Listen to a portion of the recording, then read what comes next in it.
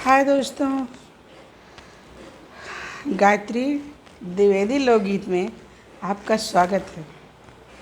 आप लोगों के सामने एक छोटा सा प्यारा सा देवी माँ का पचरा लेके आई हूँ। आप लोगों को जैसा लगे कमेंट में ज़रूर बताइएगा और अपना प्यार दुलार बनाए रखिएगा।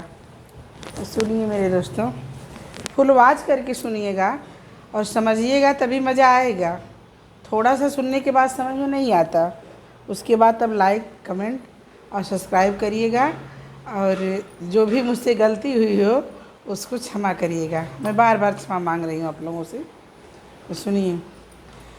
कवन मैया गोर बाड़ी, कवन मैया करिया, कवन हो मैया ना। कि कवन मैया गोर बाड़ी, कवन मैया करिया, कवन हो मैया ना। अरे कवन हो मैया ना, बाड़ी अंगियई के पात। अरे कवन हो मैया ना, बाड़ी अंगिया के पात। अरे कवन हो मैया ना। काली मैया करिया, भगवती मैया गोर हो कि दुर्गा मैया ना। हो कि दुर्गा मैया ना, बाड़ी अंगियई के पातर। की दुर्गा मैया ना, बाड़ी अंगियई के पातर। की दुर्गा मैया ना।